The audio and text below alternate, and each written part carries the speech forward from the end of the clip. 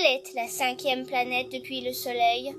Elle est grande, elle est composée de gaz, c'est Jupiter. Où il était et il est toujours ma vie, mon monde et tout pour moi. Vous avez ce garçon adorable de 6 ans qui meurt et il n'aurait pas dû. C'est toute notre famille qui est détruite. Je veux dire, il n'y a pas de meilleure façon de le dire. On ne va pas bien et on n'ira plus jamais bien. Cette vidéo du tapis roulant refait surface. C'est une vidéo très troublante à regarder. Et tout se résume à la parole de la mère contre celle du père. Je te déteste de ne pas m'avoir laissé dire au revoir à mon fils, mais je remercie Dieu. Ton visage n'est pas le dernier qu'il ait vu. Regarde-le, regarde-le. Ce n'est pas un homme. Oh mon Dieu, j'ai tué mon enfant. C'est un homme. Oh mon Dieu, mon enfant est mort.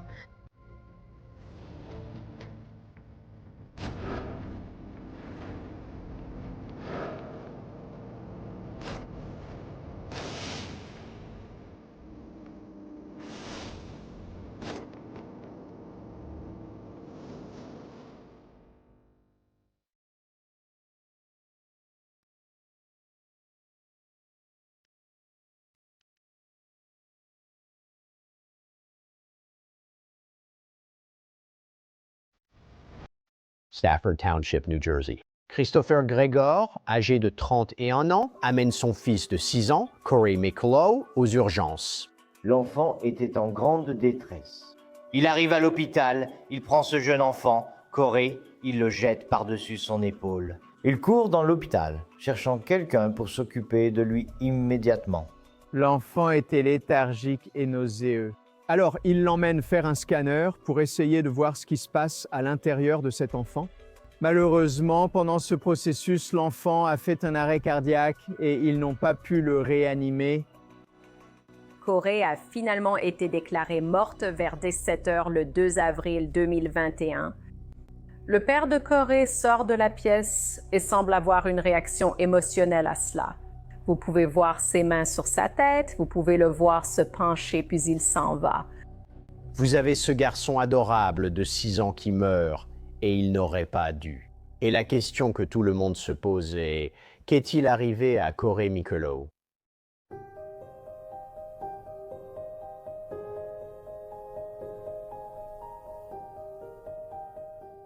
Corey a toujours été heureux. Il était très artistique, hein. Il adorait l'espace, il aimait faire du sport, il adorait jouer avec ses amis. C'était juste un enfant heureux avant que tout arrive. C'est parti. Désolé les gars. Corey jouait avec ses petites toupies Beyblade. Il voulait juste faire semblant de tourner une vidéo YouTube pour ses amis et je l'ai filmé. Et si tu veux être un vrai slider, tu dois le faire. Regarde juste mon style. Corey était drôle. C'était un petit farceur. Il était affectueux, attentionné. Il aimait toujours aider les autres. Très gentil, attentionné. Il adorait dessiner. C'était juste un enfant heureux et gentil. C'est ma clôture. Nice. Click the button to subscribe our video. Nous étions probablement plus proches que la plupart des grands-parents avec leurs petits-enfants, parce que Brianna vivait avec nous, avec Corey. Mes souvenirs les plus précieux de Corey sont ceux où je l'avais rien que pour moi. Par exemple, s'il se réveillait, je lui disais « Viens chercher Jima, ne réveille pas maman », parce que comme ça, je pouvais être seule avec lui, tu vois. Et je pouvais juste le câliner un peu. On se blottissait, il jouait avec mon téléphone ou on regardait la télé. Alors les gars, voici ma maman. Ma relation avec Corey, on était très proches. Je pense que le lien entre une mère et son fils est incassable. Nous avons traversé beaucoup de choses ensemble. J'avais 17 ans quand je l'ai eu, donc j'ai grandi avec lui. Nous étions très proches. Il adorait danser. J'ai tellement de vidéos amusantes de lui en train de danser sur de la musique. Corey faisait toujours des grimaces et j'ai tellement de photos de ça. Il plaisantait tout le temps. Ceci est, comme je l'appelle, mon hôtel commémoratif pour Corey et pour son oncle Gino. Beaucoup de ces objets ici nous ont été envoyés par des gens du monde entier. Et vous savez, des membres de justice pour Corée. Certaines de ces choses sont restées longtemps sur la tombe de Corée. Et puis je les ai retirées de là-bas et je les ai ramenées à la maison. J'aime juste les regarder et me souvenir de lui. J'ai l'impression qu'ils sont là. Je ne veux tout simplement pas qu'on les oublie. Ils étaient tous les deux des personnes uniques et ils méritent d'être rappelés. Tant que je suis là, ça doit être là. Nous devons simplement nous souvenir d'eux. Il y avait aussi des objets de Corée, comme sa toupie Beyblade avec laquelle il jouait et son album de fin d'année. Un masque Covid? Un masque Covid. Oui, il devrait juste être ici et nous n'avons rien jeté. Nous avons ses vêtements, nous avons son panier de Pâques de l'année où il est décédé, qu'il n'a jamais eu. Je n'arrête pas de regarder ce petit objet, c'est comme une manette de PlayStation, mais c'était comme un porte-clés. Je m'en souviens car la nuit avant sa mort à l'hôpital, il appuyait sans cesse dessus, ce qui faisait un bruit très agaçant. Il ne fonctionne plus, mais il attire toujours mon attention. Et le Rubik's Cube est un très bon souvenir pour moi parce qu'il représente un peu Gino et Corey, parce qu'ils l'adoraient tous les deux. Je crois que Gino a initié Corey. Il a mis un Rubik's Cube plus grand dans le cercueil de Corey quand il est décédé. Et ça me rend un peu heureuse. Quand je regarde ça, je suis heureuse, mais aussi triste. Certaines choses ont des significations différentes, et certaines te rendent heureuse, d'autres pas tellement. Ça a foutu en l'air toute notre famille. Je veux dire, il n'y a pas de meilleure façon de le dire. On n'est plus comme avant, on ne sera plus jamais comme avant. Je ne prétends pas aller bien, je ne vais pas bien.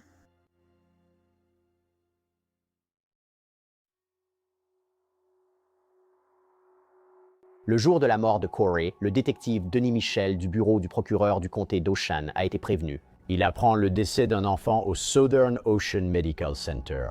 On m'a informé qu'un garçon de 6 ans, identifié comme Corey Michelot, s'est présenté à l'hôpital vers 15h45. Et il a été déclaré mort vers 17h03. Peu de temps après, environ 25 minutes plus tard, le père de la victime, identifié comme Christophe Grégor, a quitté l'hôpital. Le procureur du comté d'Ocean a été informé. Moi-même, ainsi que d'autres membres de ce bureau, nous sommes rendus sur place et avons commencé à mener l'enquête sur la mort de Corey Michelot.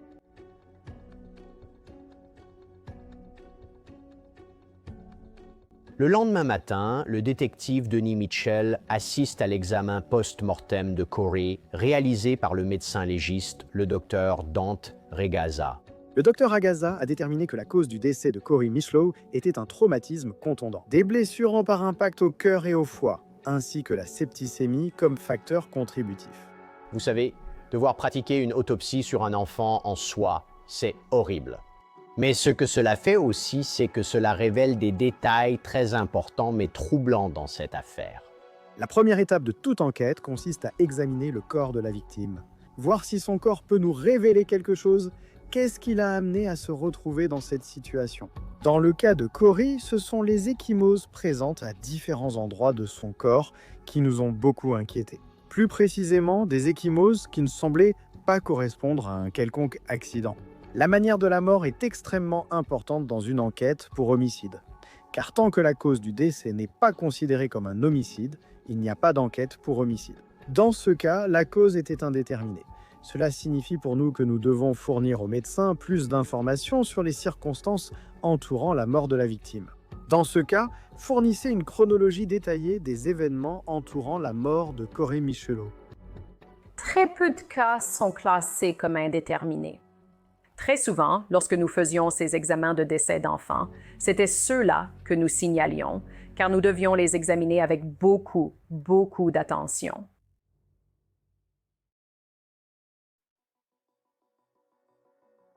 Nous avons un enfant décédé qui est mort de certaines blessures. En tant qu'enquêtrice, commencez par établir la chronologie avec la plus grande précision possible. Ainsi, vous pouvez inclure ou exclure des personnes. Ils doivent se demander, était-ce un accident? Et si ce n'était pas un accident, comment cela est-il arrivé et qui en était responsable? Donc, vous savez, ils veulent être objectifs dans leur approche, ils veulent être exhaustifs, ils veulent être prudents. Alors, qu'allez-vous faire? Tout d'abord, vous allez interroger les parents. Corey était sous la garde de sa mère, Brianna Michelot, de minuit à 9h. De 9h à 15h30, il était sous la garde de son père, Christopher Gregor. La chronologie est extrêmement importante. Sachant qu'une blessure a eu lieu le 2 avril sans connaître l'heure, nous ignorons ce qui s'est exactement passé. Établir une chronologie est extrêmement important. C'est important car cela montre ce que les gens faisaient avant et après l'événement. De plus, nous voyons aussi ce que les gens ne font pas. Nous pouvons voir où les gens s'écartent de ce comportement humain normal et comment un parent réagirait dans cette situation.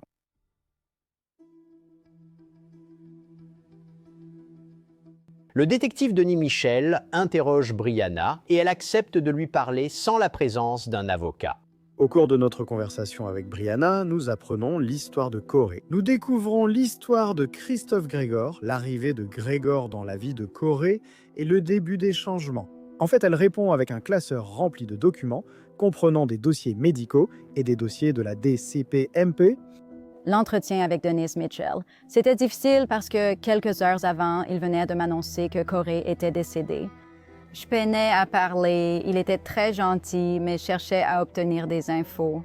Je me souviens, il m'a juste demandé mon téléphone. J'ai dit, tenez, je lui ai donné le mot de passe. Je voulais vraiment aider autant que possible.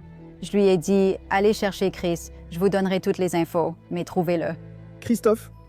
Gregor a rencontré Brianna Michelot lors d'une fête à la maison à Monroe Township. À l'époque, Brianna avait 16 ans. Christophe avait, je crois, 19 ou 20 ans à ce moment-là. C'est à ce moment-là que leur relation a commencé. Et d'après ce que nous avons appris au cours de l'enquête, c'est à ce moment-là que Corey Michelot a été conçu. Leur relation, au fur et à mesure que la grossesse avançait, s'est un peu détériorée. Chris s'est éloigné de Brianna. Ses grands-parents étaient très présents, car ses parents étaient très jeunes. La famille de Brianna, en particulier, s'est occupée de lui pendant la première partie de sa vie. Christopher Gregor a découvert qu'il était le père de Corey environ 2 ans avant la mort de Corey. Cela s'est produit quand Brianna a demandé des allocations pour Corey à l'État. Lorsqu'elle a fait cette demande d'allocation, on lui a demandé de révéler le nom du père, ce qu'elle a fait en indiquant Christopher Gregor. L'État a cherché à vérifier ces informations en contactant Christopher Gregor et a ordonné un test de paternité. Christopher n'avait aucune relation avec Brianna, absolument aucune. Il l'avait rencontrée pour la première fois lors d'une fête. Ils ont dû apprendre à bien se connaître. Parce que 5 ans plus tard, il a été désigné comme le père de cet enfant. Il ne se souvenait pas d'elle. Il a fait un test de paternité et, surprise, il était bien le père de Corey. Il est donc passé de vivre à Baltimore, d'enseigner à Baltimore, d'aller à l'université Johns Hopkins, à arrêter tout cela et à retourner dans le New Jersey pour s'occuper d'un enfant. Il venait d'apprendre qu'il était le père de cet enfant. Corey avait 5 ans. Quand Christophe s'est impliqué davantage, Chris a commencé à venir plus souvent. Je pense que Corey voulait avoir une relation qu'on s'attendrait à avoir avec un père, mais il ne l'a pas eu. Je pense que Corey l'a craint très tôt, mais je crois que Corey gardait espoir. Tout au long de sa vie et pendant la vie de Corey, Brianna a lutté contre certaines dépendances qu'elle a essayé de surmonter grâce à des programmes de désintoxication. L'arrangement de garde pour Corey entre Brianna et Chris a varié au fil des années. Au début, Brianna avait la garde exclusive, mais elle l'a reperdue en raison de sa dépendance. Sa mère, Rebecca, a assumé la garde exclusive à un moment donné. Lorsque Chris est entré en scène, ils ont finalement partagé la garde conjointe avec Chris, Gregor, ayant la garde principale de Corey Michelot et Brianna ayant des droits de visite. Quand Corey a rencontré Christophe, il était en surpoids et avait des difficultés d'apprentissage. Il n'allait pas bien à l'école. Christophe a emménagé dans la maison familiale et s'est occupé de Corey au quotidien. En conséquence, Dave Gregor est allé dans son garage. Il a sorti tout l'ancien équipement de baseball de ses enfants, les affaires de basket, les affaires de football. Ils ont aménagé une chambre dans leur maison pour l'enfant de 6 ans qu'ils allaient maintenant ramener chez eux. Et ils ont créé une nouvelle vie pour ce petit-fils et ce fils.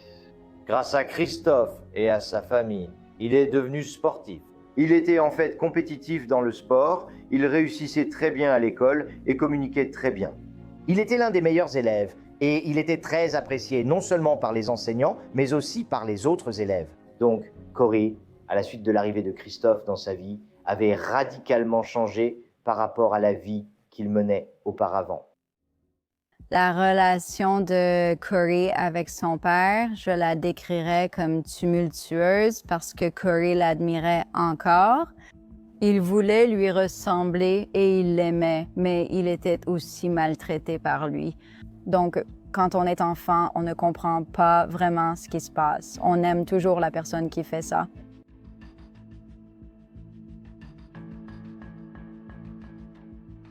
Lors de l'entretien de Brianna avec le détective Mitchell, on lui apprend que sa mère, Rebecca, a engagé un avocat pour elle. Mais malgré cela, Brianna insiste pour continuer à parler sans la présence d'un avocat. Nous lui avons demandé son consentement pour fouiller son domicile, qu'elle a accepté. Nous avons appris que Corey séjournait au sous-sol de la résidence avec Brianna lorsqu'il était là. Donc, c'était notre principal point d'intérêt concernant cette maison. En regardant autour de sa chambre et de celle de Corey, tout était propre et bien rangé. Il n'y avait rien de vraiment inquiétant. Il n'y avait rien qui nous sautait aux yeux pour nous montrer que cet enfant avait été maltraité de quelque manière que ce soit pendant qu'il était dans cette maison.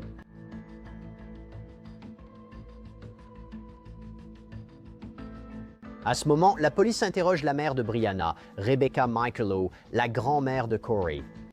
Dans chaque enquête pour homicide, toute personne en contact avec la victime est suspecte jusqu'à preuve du contraire.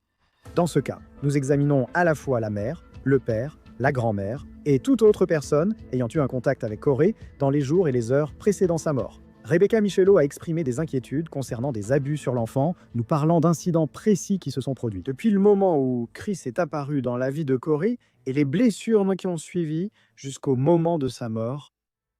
Lorsque Corey allait rencontrer David et Caroline Gregor, les parents de Chris, il était prévu que Corey passe quelques heures avec eux. C'était la première fois qu'il rencontrait la famille Gregor. L'heure à laquelle Chris était censé le ramener approchait, mais il n'est pas revenu. J'ai donc envoyé un message et appelé le numéro de David Gregor. Il m'a dit « Corey va passer la nuit ici ». J'ai dit « Eh bien, non, ce n'était pas ce qui était convenu. J'aimerais donc que Chris le ramène à la maison. » Chris l'a déposé en bas de notre allée. Corey est passé par le garage. Arrivé sous la lumière, il avait la lèvre fendue et du sang sur sa chemise et son short. Reese a demandé « Oh, qu'est-ce qui s'est passé ?» et il a répondu qu'il ne voulait pas en parler. Bien sûr, j'ai appelé Chris, David Gregor et envoyé des messages. Tu vois, Corey est rentré avec la lèvre fendue et du sang sur ses vêtements. Il s'est passé quelque chose. Personne n'a répondu. C'est là qu'on a appelé le commissariat de police et qu'on s'y est rendu. Et eux, à leur tour, ont appelé la DCPMP. C'est la première fois dont je me souviens. Nous avons pu extraire des informations des rapports de la DCPMP et corroborer ce qu'elle dit avec ce que nous voyons dans ces rapports. DCPMP signifie Division de la protection de l'enfance et de la permanence. C'est l'agence chargée d'enquêter sur les signalements de maltraitance et de négligence envers les enfants dans l'État du New Jersey. Plusieurs signalements ont été faits à la DCPMP, certains accusant Christophe Gregor. Je crois qu'il y en a eu un ou deux qui mentionnaient Rebecca comme auteur présumé, mais aucun ne citait Brianna comme étant suspectée de maltraiter Corey. Nous devons prendre tout cela avec des pincettes, surtout compte tenu des circonstances où il semble maintenant y avoir cette bataille pour la garde d'un enfant de 6 ans, où ils se lancent des accusations l'un contre l'autre. Nous ne pouvons pas dire, simplement sur la base de ces rapports, ce qui est vrai et ce qui ne l'est pas, car un certain nombre d'entre eux ont été jugés non fondés par le DCPMP.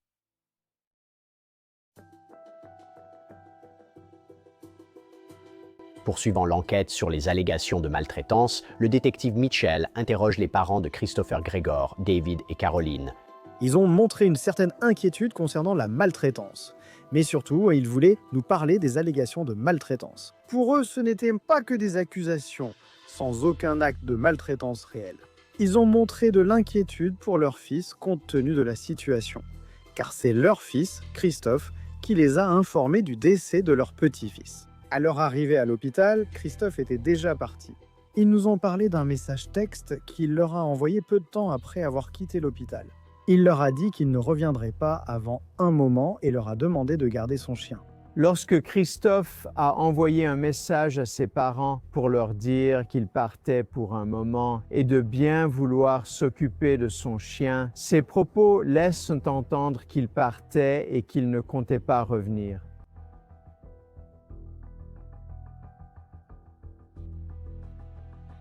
Après avoir vu ces messages alarmants, c'est à ce moment-là que les enquêteurs obtiennent un mandat de perquisition pour la résidence de Christophe Grégor. Quand on compare la maison de Christophe Grégor à celle de Brianna, on voit deux parents très différents. Quand on regarde la maison de Brianna, on voit des photos de Corey partout sur les murs. On voit des échographies, des choses qu'on s'attendrait à trouver chez une mère. Chez Christopher Grégor, on ne voit presque aucune photo de Corey. On dirait un appartement de célibataire avec des compléments alimentaires de musculation partout. Corey avait bien une chambre spécifique chez Christopher, qui était, comme on peut s'y attendre, une chambre d'enfant de 6 ans avec un lit, une place, un bureau pour qu'il fasse ses devoirs et de la peinture. Il n'y avait rien de vraiment inquiétant jusqu'à ce que nous commencions à fouiller dans les poubelles.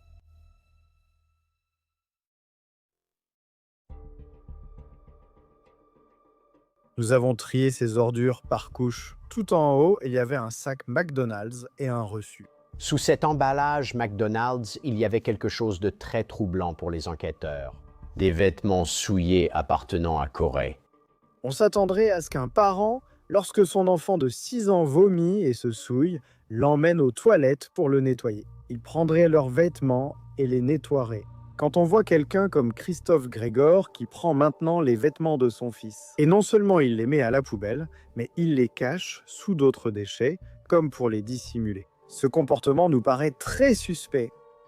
Or, les enquêteurs ne parviennent toujours pas à joindre Christophe Grégor. Alors, l'inspecteur Mitchell parle avec les infirmières présentes à l'hôpital où Corey est décédé, et elles aussi ont remarqué quelque chose d'étrange. Elles m'ont signalé qu'il avait quitté l'hôpital de façon très précipitée. Il semblait paniqué. Ainsi, nous avons examiné les images de vidéosurveillance de l'hôpital et identifié le véhicule ainsi que sa plaque. Nous avons alerté toutes les agences de police pour signaler que nous cherchions à le contacter. Nous voulons savoir où il va, car c'était la dernière personne avec Corey alors qu'il était encore en vie.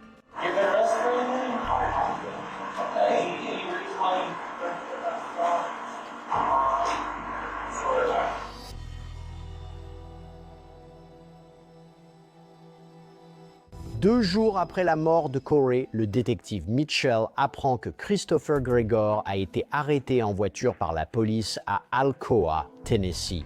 Arrêté dans le Tennessee après la diffusion d'un avis de recherche sur sa voiture, il a coopéré avec eux.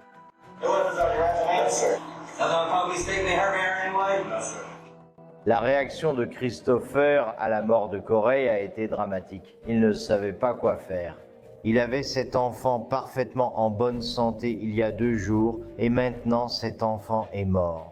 Et il était bouleversé, il a appelé ses parents, il a couru hors de l'hôpital. Sa mère nous a dit qu'il était inconsolable.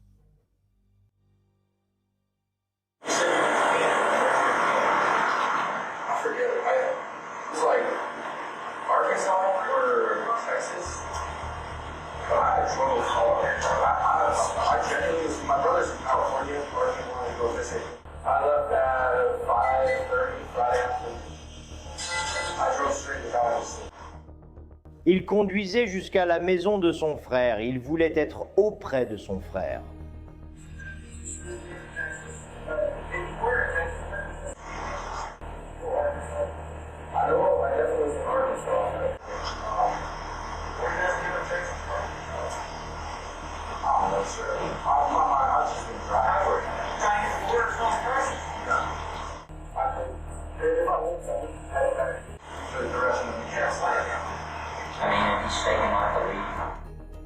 La police d'Alcoa, en parlant avec Christophe, lui demande pourquoi il a quitté la région, en particulier le New Jersey. Il donne plusieurs explications, dont l'une est qu'il allait rendre visite à son frère en Californie. Une autre était qu'il avait besoin de se changer les idées, parce qu'il avait peur de faire ou de dire quelque chose à la mère du défunt qu'il n'était pas censé faire. Il leur dit qu'il était simplement sorti et qu'au moment de son arrestation, il rentrait au New Jersey.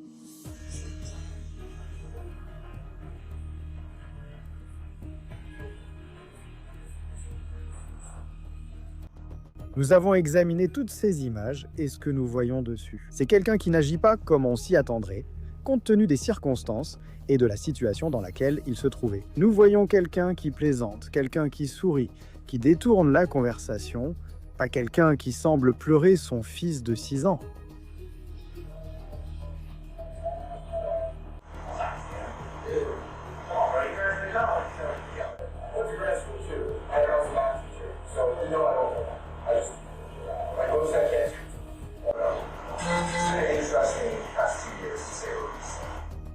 Chaque fois que quelqu'un quitte la ville immédiatement après la mort de quelqu'un, cela déclenche tout de suite un signal d'alarme dans nos esprits. Que c'est quelqu'un ou quelque chose sur lequel nous devons enquêter davantage.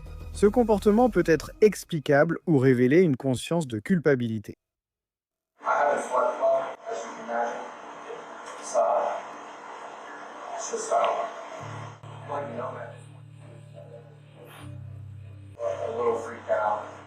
Lors de sa conversation avec la police d'Alcoa, il évoque brièvement ce qui s'est passé avec Corey concernant les médecins.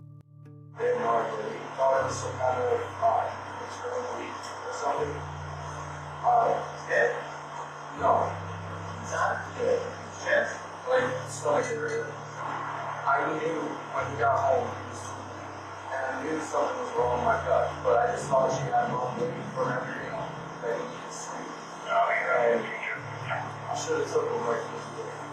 There's a lot of me things like, it's partially my fault in the sense that if they truly did something, we wouldn't, like, you have to be like, go down and hug, but it would be alive. If I never did that, the Baltimore would fight with us. And when that's what goes through my head this whole ride.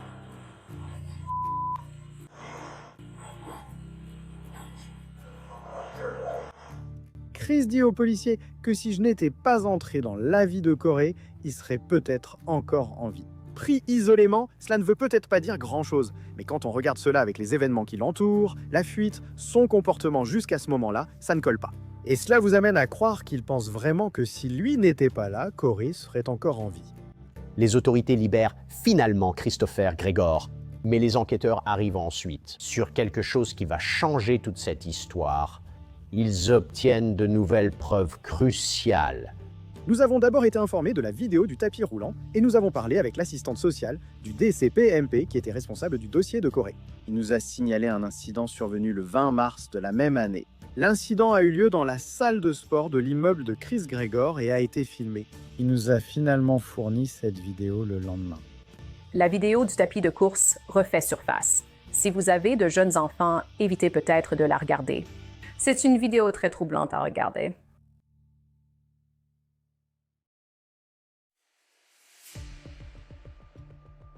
Ce n'est que le lendemain de la mort de Corey, le 3 avril, que nous avons réellement reçu cette vidéo. Nous voyons Christopher Gregor. Il conduit Corey vers les tapis de course. Corey en utilise un. C'était incroyable. Ce gamin sur le tapis de course battait des records du monde. Après environ 9 minutes où Corey courait sur le tapis à un bon rythme, Chris s'est approché du tapis de course. Et on peut voir à son attitude qu'il semble lui crier dessus, genre qu'il est agité. Il paraît alors accélérer le tapis de course.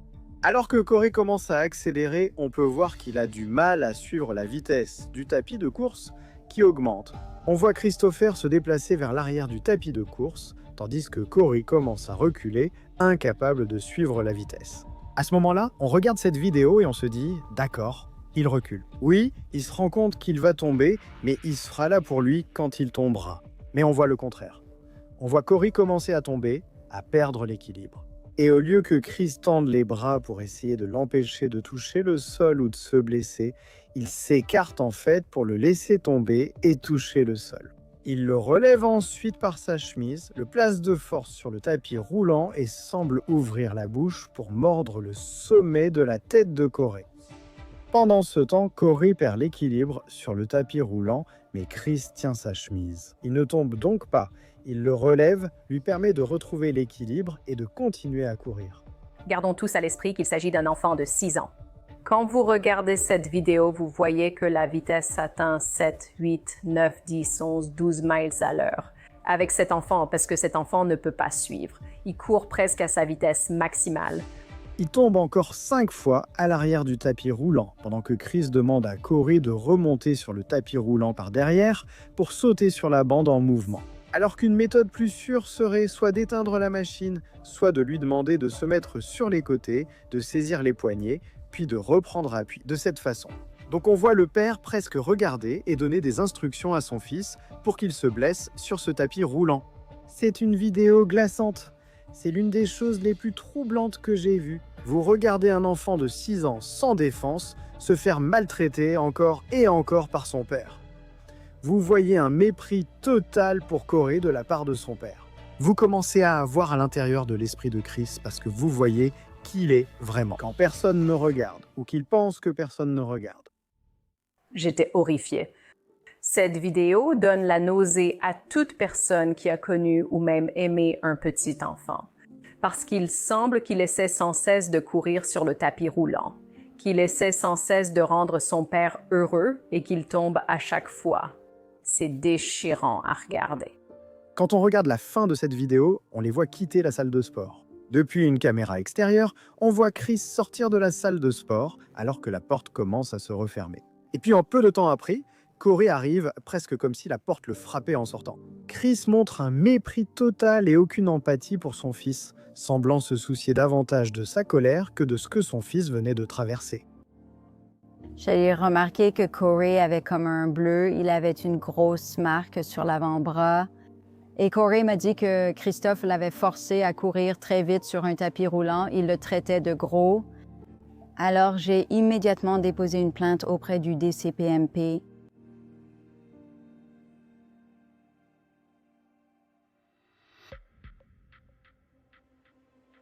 Près de 3 mois après que les enquêteurs ont examiné la vidéo du tapis roulant, Christophe Gregor est arrêté.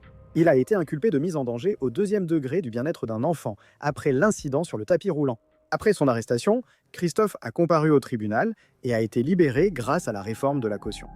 Alors que l'enquête sur la mort de Corey se poursuit, Brianna fait quelque chose. Elle va sur les réseaux sociaux et crée le groupe Justice pour Corey. Justice pour Corey est un groupe Facebook que j'ai créé environ 3 mois après son décès. Après avoir eu l'impression que personne ne faisait rien, c'était juste un moyen d'informer tout le monde de ce qui se passait et de mettre la pression sur le bureau du procureur. Nous organisions des rassemblements devant le bureau du procureur ou le DCPMP avec une 50aine de personnes et des pancartes. C'était juste pour défendre Corey, pour qu'il obtienne justice. Justice pour Corey était une page Facebook créée par Brianna Micholo pour essentiellement diaboliser Christophe Gregor et la famille Gregor et pourtant le monde. Elle avait des centaines de milliers d'abonnés du monde entier pour diaboliser la famille Gregor. Cela s'est avéré être ce système de justice de justiciers pour détruire les Gregor. Alors que tout cela se passe sous les yeux du public, il se passe quelque chose en coulisses dans l'enquête. Ils examinent de très près le téléphone de Gregor. Nous examinons plus en profondeur les données des téléphones portables en élargissant le champ de notre enquête pour avoir une vision encore plus large de ce qui se passe. Nous avons tous notre téléphone portable sur nous 24 heures sur 24. Et si vous voulez avoir l'image la plus claire de la vie de quelqu'un, vous regardez son téléphone portable. Parce que c'est là que se trouve la représentation la plus authentique d'eux-mêmes. Ici, son historique de recherche était très pertinent. Il recherche des choses peu de temps après la mort de Corey qui sont anormales et suspectes. Il se demande, peut-on localiser mon téléphone en mode avion? Ma voiture est-elle traçable? Quel délai après une autopsie pour déposer des accusations de meurtre? Donc, cela commence à donner une image plus claire de qui est Christophe Gregor, parce que nous obtenons cette version brute, non filtrée, non censurée de lui, dans son téléphone. Avant la mort de Corey, l'une des recherches effectuées sur le téléphone de Christophe Gregor concernait des marques rouges. Et si elles allaient se transformer en bleu? Quand on regarde les circonstances autour de cela, on commence à percevoir cette conscience de culpabilité. Je pensais que c'était Christophe et je l'ai dit au détective Denis Michel. Denis Michel a vraiment encaissé beaucoup de choses de notre part au début. Et on l'appelait presque chaque jour juste pour le réprimander. Tu fais vraiment ton travail? Et moi, je lui posais toutes ces questions, je le critiquais et il encaissait. Il disait, écoute, je fais ce que je peux. Je pense qu'il a fait du très bon travail, je pense qu'il tient à Corey. Je veux dire, je n'avais jamais eu affaire à quelque chose comme ça auparavant. Donc, j'avais l'impression que les choses n'avançaient pas assez vite et je le lui faisais savoir. Sur la base de l'enquête à ce moment-là et des blessures que nous constations, nous avons choisi de consulter un expert en pathologie pédiatrique spécialisé en maltraitance infantile pour examiner le dossier. Nous avons contacté le docteur André en septembre 2021, en mars 2022. Le docteur André a conclu que la cause du décès de Corey était des blessures par choc contondant au cœur et au foie, et que la manière de la mort était un homicide. De plus, le docteur André cite les mauvais traitements subis par Corey Michello comme facteur ayant contribué à son décès. Je savais que Christophe tuerait Corey. J'ai prévenu la DCPMP et la police, tous les services de police qui voulaient pas bien m'écouter, mais personne ne l'a jamais fait. J'ai dit qu'il allait le tuer s'il ne faisait rien. Alors, quand c'est arrivé, je ne savais pas que ce serait ce jour-là, mais je savais que ça pouvait arriver.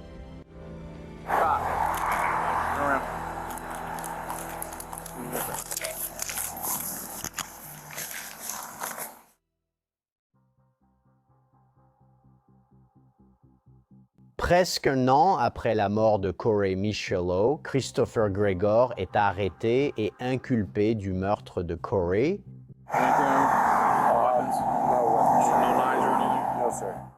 Lorsque le docteur André a rendu son avis, nous avons enfin pu avoir un médecin qui le dise.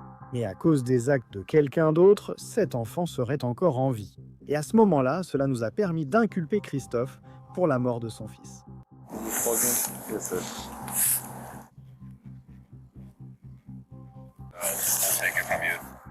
Il y avait 2 chefs d'accusation distincts à 2 dates différentes. L'allégation était que le 20 mars 2021, l'incident du tapis roulant avait mis en danger le bien-être d'un enfant. Et puis il a été inculpé le 2 avril, environ 12 jours plus tard, pour le meurtre cette fois de Corey. Donc l'incident initial était la mise en danger. Le second était le meurtre du 2 avril.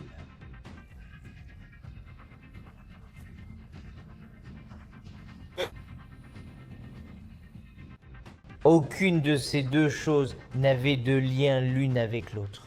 Et c'est pour ça que nous avons fait ce que vous appelez une requête de disjonction. Et cela consiste à dire qu'il va être lésé si l'affaire du tapis roulant et l'affaire du meurtre sont jugées ensemble. Parce que tout le monde savait que le tapis roulant n'avait absolument rien à voir avec sa mort en avril. Et que si le jury voyait le tapis roulant et cela ensemble, cela les amènerait à une seule conclusion. Nous avons donc déposé une requête pour dissocier les affaires qui a été rejetée et nous avons poursuivi le procès sur les 2 chefs d'accusation.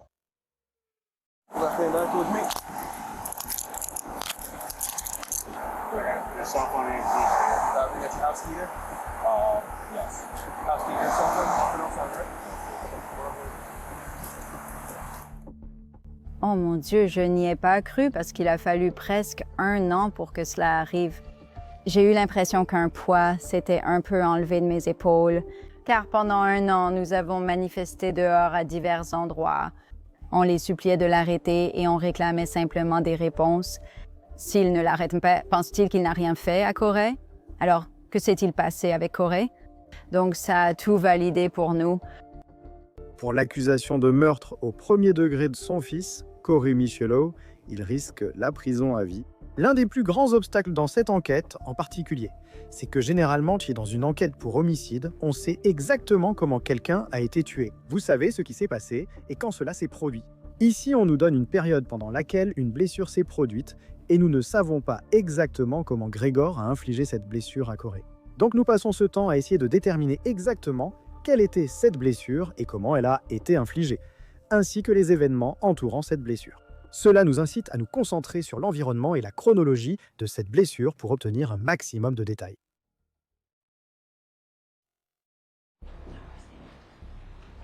Membre du jury, le prévenu a plaidé non coupable aux accusations. En tant que juge des faits, vous travaillez à déterminer la crédibilité des témoins et à décider si un témoin est digne de foi et donc crédible.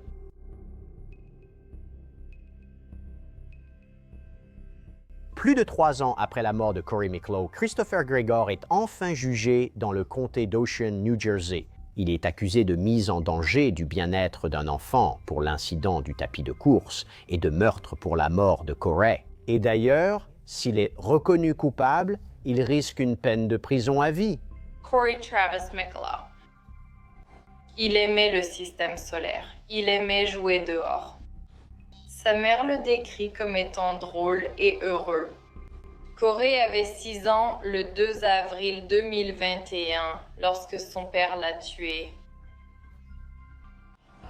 Son père s'est accusé, Christophe Gregor. Cette affaire concerne Corey et comment Corey est devenu la victime ultime de la punition et des abus de cet accusé. Les procureurs, Christine Lanto et Jamie Schrun, étaient formidables. J'adore qu'elles soient des femmes, car Chris les déteste. Corey était vivant et en bonne santé à 9h du matin, quand il était avec sa mère, et il était parti à 17h03, après avoir seulement été avec son père. Ce prévenu, l'État affirme que, après avoir entendu et vu toutes les preuves dans cette affaire, vous serez fermement convaincu que ce prévenu est coupable de maltraitance et de meurtre. Parce que des enfants de 6 ans en bonne santé ne meurent pas comme ça, au cours d'une journée de travail. Et Corey Michelot non plus. Donc, je pensais que le dossier de l'accusation pour meurtre était au mieux faible. Il n'avait aucune preuve que Christopher ait fait quoi que ce soit à Corey entre le 1er et le 2 avril. Il n'était même pas sous sa garde, sa surveillance ou son contrôle. Brianna l'avait eu pendant les 40 heures précédant le moment où elle l'a amené chez Christopher. Donc, je pensais qu'il serait très difficile pour eux de relier Christopher au meurtre. C'est un gamin ? Aucun enfant ne devrait mourir, aucun enfant ne devrait mourir, mais ce n'est pas un meurtre. Obtenir un témoignage du docteur André, qui est médecin légiste, je crois, du New Hampshire. Vous allez entendre notre expert, le docteur Michel Bottom, qui est ici à New York. Et ils sont tous les deux en total désaccord sur la cause du décès de Corey. Le docteur Bottom, appuyé par les dossiers médicaux, va témoigner que Corey est décédé d'une septicémie à la suite d'une pneumonie. Cause naturelle. Que les ecchymoses du 20 mars n'avaient absolument rien à voir avec sa mort. Il voulait dire que Corey est mort d'une pneumonie et d'une septicémie. J'étais choquée parce que je me disais, j'étais avec lui quelques heures avant et il n'était pas malade. Alors comment est-ce possible? Et il n'y a aucun dossier médical indiquant qu'il était malade. Vous allez voir que le 20 mars, Christophe emmène ce jeune garçon dans une salle de sport. Et dans cette salle de sport, vous allez voir Christophe s'approcher de ce tapis roulant et augmenter la vitesse. Et vous allez voir Corey tomber. Et vous allez le voir relever ce garçon 6 fois. Et 6 fois.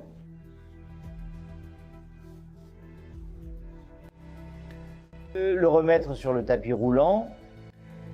Et je vais vous le dire tout de suite, vous n'allez pas l'aimer et je me fiche que vous l'aimiez. Quand vous verrez cette vidéo, vous allez être horrifié. Mais je vous dis tout de suite que les preuves que vous allez voir concernant la mort de Corey n'ont absolument rien à voir avec ça. Tapis roulant, la vidéo du tapis roulant allait être horrible. Et je le savais, alors j'ai commencé par ça. Quand j'ai vu cette vidéo, j'ai été horrifié. La deuxième fois que j'ai vu cette vidéo, j'ai été horrifié. La 2000e fois que j'ai vu cette vidéo, j'ai été horrifié. Alors j'avais besoin d'atténuer ça. Comme la chronologie des événements est si importante dans cette affaire, l'accusation doit commencer avec un témoin solide. Et le premier témoin qu'ils appellent est Brianna Michelot. Brianna, le 20 mars 2021 vers 16h15. Avez-vous déposé Corey chez son père à la salle de sport Clubhouse du complexe d'appartements Atlantic Heights? Oui. Quelle était l'attitude de l'accusé lorsqu'il a laissé Corey entrer dans la salle de sport? À ce moment-là, Il était très en colère. L'accusation a montré la vidéo du tapis de course au tribunal. Le jury a été aussi horrifié que tous ceux qui l'ont vu. Pour la première fois, j'ai vu leur visage. Je crois qu'une femme a même détourné la tête. Il le soulève par le haut de ses épaules et par sa chemise. Et vous pouvez voir les jambes de Corey qu'il ne veut pas remonter sur ce tapis roulant. Il le traite comme une poupée de chiffon, n'est-ce pas? Il le soulève, ses jambes balancent. C'est ce que fait le défendeur pendant qu'il essaie de mettre Corey sur un tapis roulant en marche. Le défendeur mord la tête de Corey. Quel genre de père ferait ça à son fils? Brianna, qui était l'enfant que l'on voit dans cette vidéo? C'est Corey. Et quel âge avait Corey dans cette vidéo? Il avait 6 ans. Et qui était l'homme adulte présent dans cette vidéo? L'accusé. J'ai vu la vidéo de tapis roulant pour la première fois une semaine avant le procès. Ils m'ont proposé de me la montrer pendant un moment et je ne voulais pas la voir. Et si j'avais eu le choix, je ne l'aurais pas regardée. C'est traumatisant, vraiment, de voir quelqu'un soulever un gamin de 27 kilos par le dos de sa chemise, puis le mordre, surtout quand c'est ton enfant. Tu te demandes, mais c'est quoi ce bordel? C'est traumatisant. Quel enfoiré. Si tu peux faire ça à un enfant, tu peux le tuer. C'est sûr. La chose la plus importante, c'est de prouver qui avait accès à l'enfant et à quel moment, donc qui aurait pu lui infliger ces blessures. Le foie ne sait pas lacérer tout seul, le cœur ne sait pas lacérer tout seul. Ce n'est pas quelque chose qui survient spontanément chez les enfants, donc quelqu'un doit en être responsable. Donc la chronologie était ce qu'il y avait de plus important. Et franchement, cette vidéo était incroyablement importante.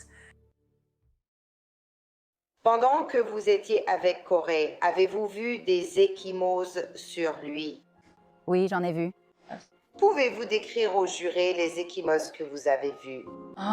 Il avait un bleu sur le front et il avait une forme très étrange. Ça ressemblait un peu à l'empreinte de quelque chose. Et à part ce bleu, avez-vous vu un autre bleu? Il en avait un sur la poitrine. Ça ressemblait à un écran. Quel était le comportement de Corey quand vous lui avez parlé des bleus que vous aviez vus? Il avait juste l'air bouleversé et effrayé. Voir les bleus sur son corps était choquant. Je crois qu'il y avait environ 14 égratignures, abrasions, contusions partout sur son corps. Le procureur demande alors à Brianna à propos de ces ecchymoses supplémentaires qu'elle a vues sur Corey quelques jours plus tard. Pendant que Corey était chez vous après les essais de football américain, quelles ecchymoses, s'il y en avait, avez-vous vu sur son corps? Il avait un gros bleu sur la poitrine et il avait ce qui ressemblait à des marques de doigts, des ecchymoses, partout sur les bras et les jambes. Et il avait une très grosse ecchymose. C'était vraiment grand sur la hanche, sur le côté. Quel type de contact était autorisé pour le flag football en première année? Football. C'est sans contact. Brianna Michelot était très préoccupée par les ecchymoses qu'elle a trouvées sur le corps de Corey. Elle voyait des ecchymoses à des endroits où l'on ne s'attendrait normalement pas à en trouver chez un enfant. En conséquence, elle contacte la DCPMP au sujet de ces ecchymoses et de ses inquiétudes qui lui demandent de consulter un pédiatre, ce qu'elle finit par faire. J'attire votre attention sur le 31 mars 2021. Avez-vous déposé une demande urgente pour la garde complète de Corey auprès du tribunal de la famille? Du tribunal? Oui. Pouvez-vous expliquer au juré pourquoi vous l'avez fait? J'avais peur pour la vie de Corey.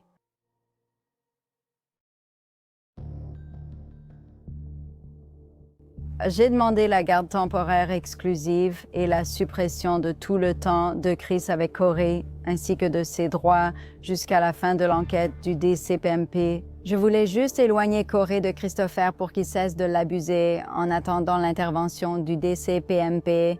Ils ne peuvent pas porter plainte, mais ils peuvent lui retirer la garde et ses droits. C'est pourquoi j'ai entrepris cette démarche. J'ai déposé la plainte.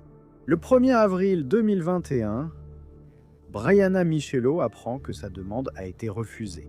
Toujours inquiète à propos de ces ecchymoses, Rebecca et Brianna prennent rendez-vous pour que Corey Michelot voie un pédiatre à Toms River. À l'époque, Brianna disposait de 3 heures pour passer du temps avec son fils Corey. Brianna Michelot profite de son droit de visite cette semaine pour passer 3 heures avec son fils, chez le médecin. L'accusation appelle la docteure Nancy Deacon, la pédiatre ayant examiné Corey le 1er avril. Pourriez-vous me décrire les observations que vous avez faites sur le corps de Corey et que vous avez documentées à ce sujet? Je vais donc commencer par le haut et descendre le long de la partie avant de son corps. Sur son front gauche, il y avait ce que j'ai décrit comme un tissu de granulation rose avec une toute petite croûte. Deuxièmement, il y avait un bleu-gris bleuté sur sa joue gauche et je montre l'os juste ici, du côté gauche de son visage. Après l'examen du corps de Corey par le pédiatre, le docteur Deacon, et elle a en fait complété un schéma avec les différents bleus présents sur le corps de Corey, ainsi que les différents stades de guérison dans lesquels il se trouvait. Donc nous avons pu voir que ces bleus ne provenaient pas d'un seul événement en particulier. Ces bleus apparus à divers moments étaient récurrents dans sa vie. 14. Il y avait un autre gros bleu jaune-vert et il était situé au niveau de la taille. Mon évaluation était de nombreux bleus à différents stades de guérison. Il y avait des bleus que l'on pouvait expliquer par des chutes, par les jeux que font les enfants. Et puis, il y a des zones sur les tissus mous. Il faut un coup plus fort pour avoir un bleu de cette taille et ce genre de blessure. Il faut une force plus grande, plus puissante. Les ecchymoses sur le corps de Corey provenaient de bien plus que l'incident du tapis roulant. C'est le refrain de Joe. Corey dit qu'il a eu des ecchymoses à la poitrine, au bras, à la hanche et au front. Les ecchymoses venaient du fait de jouer au football américain dehors sur le gazon synthétique. Numéro 1, il a dit que son père lui apprenait à attraper le ballon de football américain. Numéro 2, j'ai insisté. Il a dit avoir eu plus d'ecchymoses en tombant du tapis roulant. Pour moi, c'est un meurtre. Il parlait, je crois, de jouer au football américain avec son père. Ce n'était pas ça. Ce n'était pas décrit comme ça, mais c'était mon impression. Corey, pour la première fois, révèle à quelqu'un d'autre qu'à un membre de sa famille qu'il pourrait y avoir des abus entre lui et son père. Il le dit au docteur. Nancy Deacon, il a expliqué qu'il avait reçu certaines de ses ecchymoses sur son corps après être tombé d'un tapis roulant et qu'il a dû le faire parce que son père pense qu'il est trop gros. Montrez-moi dans votre dossier où vous parlez de ce que Corey vous a dit. Qu'il était réticent à vous dire cela, que vous deviez l'encourager, que vous deviez lui montrer qu'il était en sécurité. Pouvez-vous me montrer quelque part dans ce dossier quand vous l'avez écrit? D'ailleurs, je pense que ce sont des choses importantes. Dans une évaluation faite par un médecin qui pose des questions sur la maltraitance d'enfants, où cela se trouve-t-il dans ce tableau? Dans cette évaluation. Donc, je n'ai pas noté exactement ce que j'ai dit à Corey. Et en fait, 10 minutes avant que ce jury n'entre dans cette salle, avez-vous témoigné lors d'une audience dans cette salle d'audience? Oui. Et à aucun moment pendant cet interrogatoire, avant que le jury ne soit dans cette salle, avez-vous dit quoi que ce soit à ce sujet? Que vous deviez inciter Corey, que vous deviez l'encourager. Il était réticent à répondre aux questions. Avez-vous dit cela une seule fois? Je crois avoir dit qu'il était réticent quand je lui ai posé la question. Il a hésité. Je crois que c'est ce que j'ai dit. Il a hésité. Je n'ai pas dit dans le dossier qu'il a hésité. J'ai simplement répété ce qu'il a dit. Et vous ne pouvez dire à personne ici quand ni comment elles se sont produites? Non, je peux seulement décrire ce que j'ai vu. Il n'y a pas eu de maltraitance. Avant le tapis de course, aucune allégation de maltraitance. Aucune non plus après. Tapis de course. Et nous avons pu démontrer qu'il avait eu les bleus en jouant au football et en étant simplement un garçon de 6 ans comme les autres. L'agent du DCPMP ainsi que le docteur Deacon, en voyant ces bleus et en les associant dans vos informations qui venaient d'être fournies par Corey, ont recommandé à Brianna d'emmener Corey au Jersey Shore University Medical Center, où ils ont un service de pédiatrie spécialisé dans la maltraitance des enfants, ainsi qu'un médecin spécialisé dans la maltraitance infantile. Mais lorsque Brianna arrive aux urgences, un spécialiste de la maltraitance infantile n'est pas à l'hôpital. Ils ont fait des analyses et des radios, ils ont dit qu'il allait bien, mais vous savez, Corey leur a dit que Chris le faisait courir sur un tapis roulant et lui faisait du mal. Alors, ils ont simplement pris rendez-vous pour le lendemain avec une experte médico-légale en maltraitance.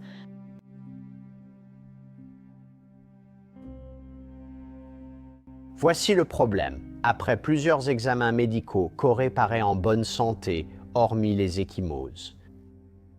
Après l'hôpital, nous avons été autorisés à sortir vers 1h du matin.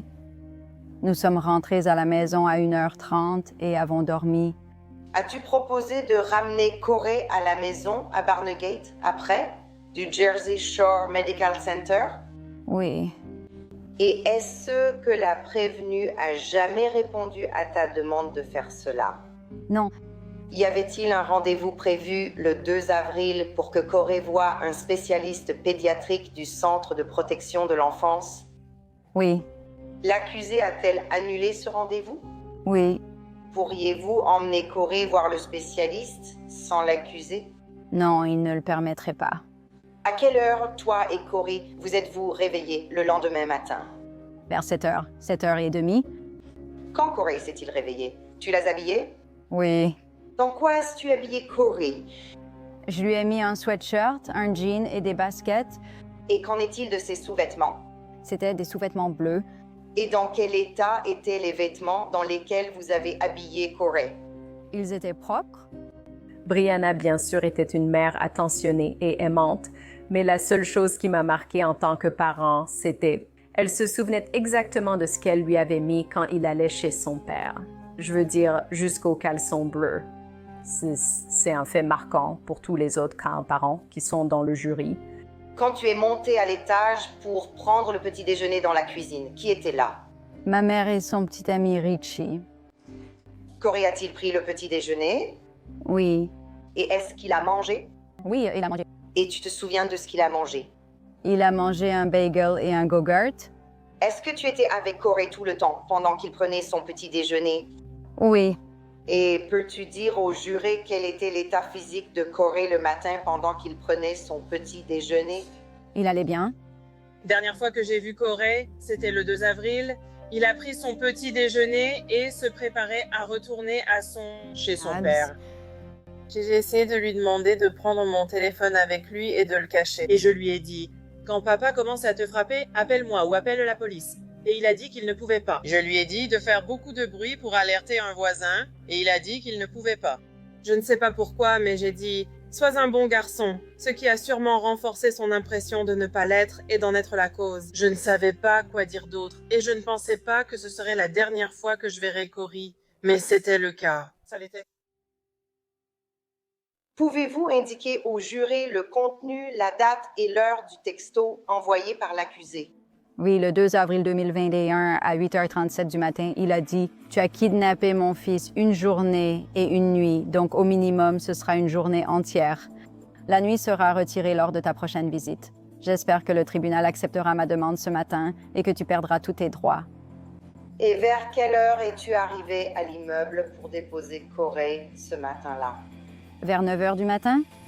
À ton arrivée, où se trouvait la voiture de l'accusé? Je ne suis pas sûre, elle n'était pas là. Et as-tu envoyé un message à l'accusé pour lui demander où il était? Oui. Et qu'est-ce que l'accusé t'a répondu concernant l'endroit où il se trouvait? Il a dit qu'il était chez lui. Et avant que Corey ne quitte la voiture, lui as-tu donné un morceau de papier? Oui, c'était un document de l'hôpital avec des informations pour que l'accusé consulte ses dossiers. Et pourquoi as-tu fait cela? Je voulais juste être gentille. As-tu parlé à Corey dans la voiture avant de l'envoyer chez l'accusé? Oui, je l'ai fait. Est-ce que c'était la dernière fois que tu as parlé à Corey? Oui, c'était la dernière fois. Je l'ai emmené chez Christophe et c'était étrange parce que je suis arrivée et la voiture de Christophe n'était pas là comme d'habitude. J'ai parlé avec Corey. Je crois que ton père n'est pas là. Il a répondu, alors je n'ai pas besoin d'y aller. Et j'ai répondu, non, tu dois y aller. Puis Christophe m'a envoyé un message en disant, est-ce que Corey peut entrer? Alors j'ai embrassé Corey, je l'ai serré dans mes bras et je lui ai dit que je l'aimais. On s'est embrassé et il est entré à l'intérieur. Le procureur demande alors à Brianna à propos des messages qu'elle a reçus de la part de l'accusé après qu'elle ait déposé Corey. Et d'ailleurs, ce sont des messages que Gregor a ensuite supprimés de son téléphone. En commençant par le message du haut, pouvez-vous s'il vous plaît raconter au jury votre conversation avec l'accusé? Oui, à 9h48 du matin, j'ai dit « Arrête d'être aussi arrogant. Si j'étais toi, je ne le serais certainement pas. » Il a dit « Oui, je le suis. Ton accusation jugée ridicule hier au tribunal a été rejetée. » Il a dit « Ça montre bien les preuves, non? Tu vas avoir un réveil brutal aujourd'hui. »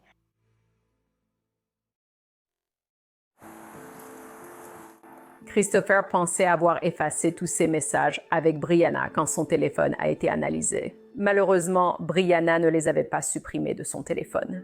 Et elle a remis son téléphone très volontiers à la police et leur a permis de tout télécharger. Donc, tous les messages textes entre Christopher et Brianna ont été obtenus par l'accusation. Quel est le moment suivant où vous avez eu des nouvelles de la prévenue le 2 avril 2021? Vers 3h30. Qu'est-ce que la prévenue vous a dit à propos de Corey? Il était léthargique, ses jambes lui faisaient mal. Il dormait toute la journée et...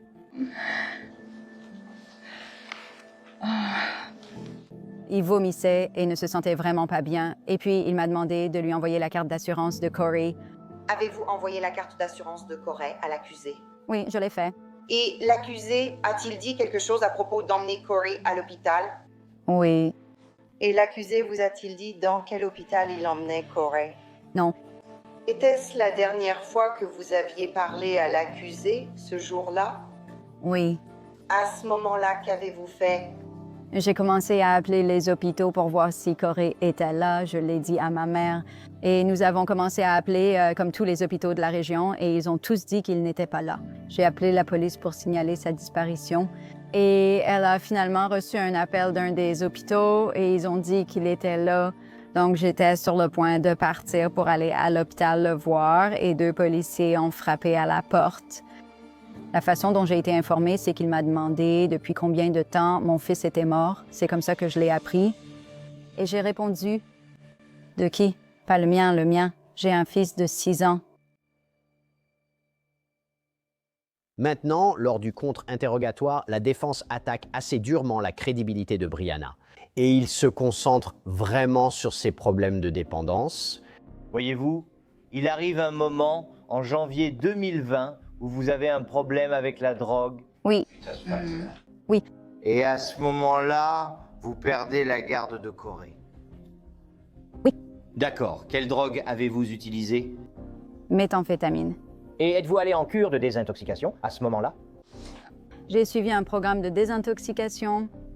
Et maintenant, le 21 avril 2021, à quelle heure Christopher vous a-t-il demandé de lui envoyer l'assurance? L'argent? Vers 3h30.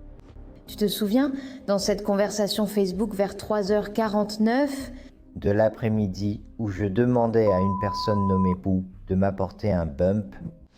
Oui. C'est le jour où Corey est mort. C'est vrai. Et tu demandes à quoi de t'apporter de la méthamphétamine? Oui. Oui, en fait, ce jour-là, je ne l'ai pas fait. D'accord. Mais si tu voulais le faire... Oui, j'étais très bouleversée que mon fils ait été maltraité. Donc, le jour où tu te plains que ton fils aurait été soi-disant maltraité par... Christopher, tu demandes à de t'apporter de la méthamphétamine. Oui, c'est moi. Oh, le contre-interrogatoire avec elle a été brutal. J'ai vraiment dû me retenir. À un moment, j'ai pensé que j'allais trop loin. Je suis un peu entré dans sa dépendance à la drogue, ses démons. J'ai été autorisé à le faire parce que ça touche directement à sa crédibilité, et la crédibilité est toujours un enjeu. Je voulais que le juré voie ça. L'accusation appelle l'infirmière des urgences Lindsay Carnaval à la barre. Et elle décrit les derniers instants de Christopher Gregor avec Corey. Lorsque Corey se trouvait initialement dans la salle 6 des urgences, quelle était l'attitude de l'accusé? Il ne montrait aucune émotion. Et que se passait-il pour Corey alors? Corey ne respirait pas. Son cœur ne battait plus. Il était essentiellement mort à ce moment-là. Aux environs de 4h51, l'accusé est-il revenu dans la pièce? Il l'a fait alors? Oui. Étiez-vous présente à ce moment-là dans la chambre 6 avec Corey? Oui, j'y étais. Dans quel état était Corey alors? Son cœur ne battait pas et il ne respirait pas. L'accusé est-il sorti de la chambre 6? Il l'a fait. L'accusé est-il ensuite revenu dans la chambre 6? Non, il ne l'a pas fait. Et qui est resté avec Corey? Nous l'avons fait. Nous étions seuls avec eux. Christopher n'a pas quitté l'hôpital avant le décès de Corey. On lui a dit que Corey était décédé. Le procureur dans l'affaire a dit qu'il n'a pas montré d'émotion. Assez. Je ne sais pas s'ils sont des experts en expression des émotions, qui peut dire à quelqu'un comment exprimer ses émotions ou non. Exprimer ses émotions, il ne peut même pas entrer dans la pièce. Regardez-le, regardez-le. C'est ce qu'ils appelaient un manque d'expression émotionnelle. Ils ont dû lui trouver une chaise. Il est inconsolable. Ce n'est pas un homme. Oh mon Dieu, j'ai tué mon enfant. C'est un homme. Oh mon Dieu, mon enfant est mort. Tu viens de regarder la vidéo. J'ai vu la vidéo. Quand tu as vu la vidéo, tu l'as vu pleurer? Je l'ai vu pleurer. Tu l'as vu montrer de l'émotion? Oui. Tu l'as vu contrarié? Oui. Tu l'as vu devoir s'asseoir? Tu as vu des gens ont dû venir à son aide? Tu l'as vu mettre des paravents? Tu as vu tout ça, n'est-ce pas? Tu sais quelque chose à ce sujet? Oui, tu l'as toujours fait, mais tu l'as fait cette fois, non? Donc il n'était pas sans émotion. Il manquait d'émotion. D'accord. David Gregor, le père de l'accusé, est appelé par la défense. Le 2 avril, avez-vous eu des nouvelles de Christophe? Oui. Comment Christophe s'est-il comporté durant cette conversation? Hystérique. Quand est-ce que vous avez de ces nouvelles la prochaine fois?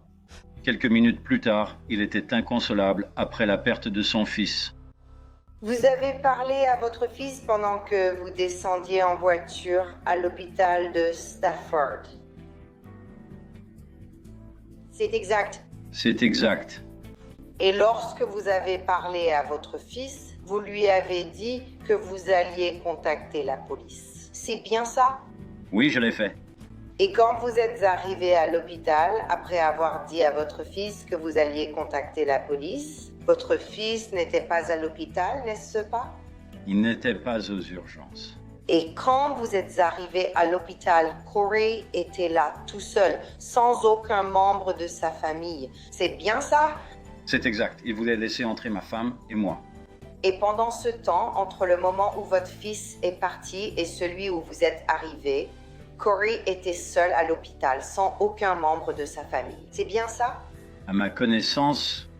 Du moment où vous avez rencontré Corey jusqu'au moment où Christopher a déménagé chez les Barnett, avez-vous déjà vu Christopher maltraiter, abuser ou frapper Corey? Jamais.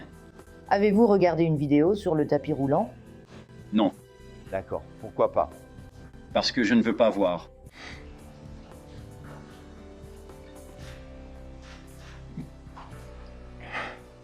Je ne veux pas que ce soit mon souvenir de Corey, qu'il ait été maltraité dans ce seul moment sur le tapis roulant.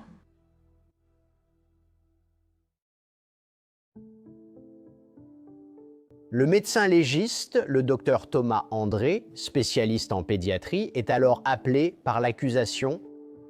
Avez-vous une opinion après avoir examiné tout ce matériel concernant la cause du décès du défunt? Du décès? Oui, Corey est décédé des suites d'un traumatisme contondant. Des blessures par impact au niveau de la poitrine et de l'abdomen, avec une lacération du cœur, une contusion et une lacération du poumon gauche, ainsi qu'une contusion du phoex. Avez-vous formulé une opinion quant à la manière dont la personne décédée est morte? La manière de décès de Corey est un homicide. Dans le cas de Corey, ces blessures, compte tenu de leur motif et de leur répartition, sont compatibles avec le fait d'avoir été infligées par une autre personne. Donc, la mort de Corey a été causée par une autre personne. C'est donc un homicide. Je pense qu'André, le témoin clé dans cette affaire, c'est lui qui détermine en premier. Ce sont les coups, les traumatismes et les mauvais traitements qui ont provoqué les blessures ayant entraîné la mort. Deux constatations particulières dont il a parlé dans son rapport sont les lacérations au foie et au cœur. Il a donc une déchirure partielle de l'épaisseur du cœur à l'intérieur du ventricule gauche. Maintenant, docteur, pouvez-vous expliquer au juré la gravité de la déchirure et sa relation avec l'épaisseur? C'est une blessure grave qui a causé la mort de Corey. Cette lacération n'a pas traversé complètement le cœur. Muscle, ce n'est pas un trou dans le cœur, ce n'est pas une déchirure qui traverse le cœur. Ici, il s'agissait d'une lésion partielle de l'épaisseur. Son cœur pouvait au moins pendant quelques heures compenser cette blessure. Ainsi, cette blessure cause sa mort. Le cœur essaie de compenser, puis finit par décompenser, et il subit un arrêt cardiaque à cause de sa blessure. La défense fait maintenant appel à son expert médical, le célèbre médecin légiste Michael Baden. Certaines des enquêtes du Dr Baden incluent les assassinats de Martin Luther King Jr. et de John F. Kennedy. C'est quelqu'un d'important. Maintenant, docteur, on a beaucoup parlé d'une blessure au cœur de Corey. Dans le rapport du médecin légiste, je crois qu'elle est décrite comme une lacération de 3,5 cm au cœur. Avez-vous un avis sur la façon dont cette lacération de 3,5 cm au cœur s'est produite? Mon avis est que cette lacération s'est produite à cause des compressions thoraciques continues lors de la réanimation cardio-pulmonaire qui surviennent lorsqu'il y a une pression suffisante sur le cœur. Le cœur n'a nulle part où aller entre le sternum et la colonne vertébrale thoracique. Ainsi, les blessures au cœur sont courantes et les lacérations du cœur ne sont pas les plus fréquentes, mais elles peuvent survenir. Alors maintenant, si quelqu'un subissait une lacération de 3,5 cm au cœur, est-ce que cela pourrait le tuer? Absolument.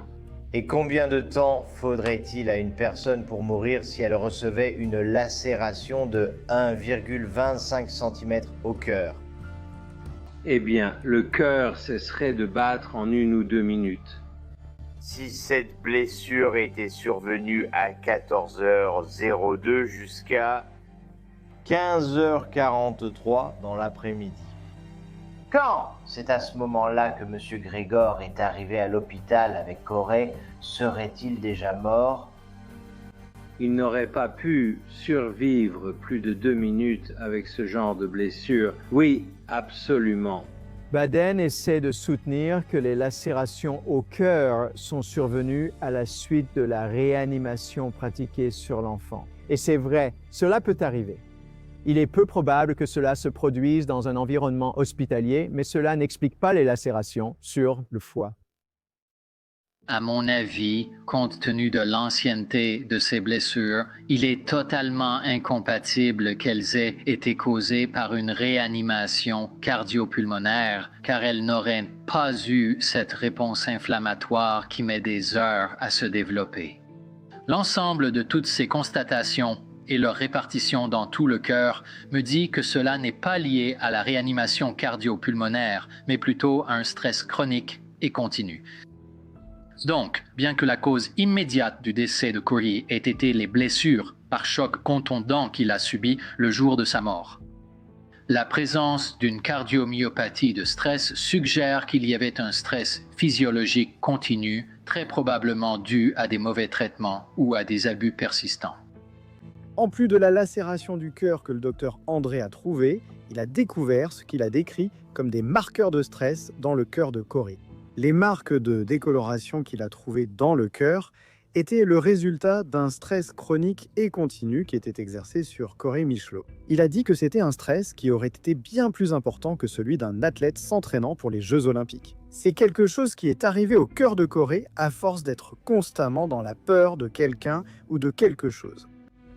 Docteur, avez-vous relevé des ecchymoses sur le corps du défunt, ce qui était significatif dans l'élaboration de votre opinion? Dans l'évaluation du risque de maltraitance infantile, ce n'est pas tant que les contusions sont mortelles en elles-mêmes, mais c'est le schéma et la répartition des blessures qui suggèrent qu'un enfant a été maltraité. Et Corey avait des contusions sur une grande partie de son corps, d'âges différents, sous son menton, sur sa tête, son torse, ses extrémités. Il y en avait une assez grande juste sur le côté gauche de son thorax. Donc, ce qui m'inquiétait, ce n'était pas tant la gravité des ecchymoses, mais plutôt le motif et la répartition des ecchymoses qui suggéraient une maltraitance infantile. Maltratance. Le témoignage du Dr André est essentiel car il précise la chronologie des blessures ayant causé la mort de Corey. À mon avis, ces blessures sont survenues à peu près au même moment. Et leur ancienneté pouvait être aussi récente que 4 heures, mais aussi ancienne que 12 heures avant la mort effective de Corey, à 17 heures, le 2. Dans ses premières conclusions, le docteur André a estimé que la blessure mortelle datait d'environ 5 heures du matin et 13 heures le 2 avril 2021. L'importance de cette période, c'est qu'elle est divisée en deux. Nous avons 4 heures où Corey est sous la garde de sa mère et 4 heures où Corey est sous la garde de son père. Docteur, pouvez-vous nous parler des preuves supplémentaires que vous avez vues pour affiner cette période? Il y avait une vidéo à laquelle on a fait allusion, et ce n'était pas une vidéo intentionnelle. Il n'y avait personne dans la vidéo. Il semble que le téléphone était posé sur un siège de voiture ou quelque chose comme ça. Et on m'a dit qu'il s'agissait de la mère de Corey, qu'il déposait chez son père pour la garde. Et ils étaient en train de discuter.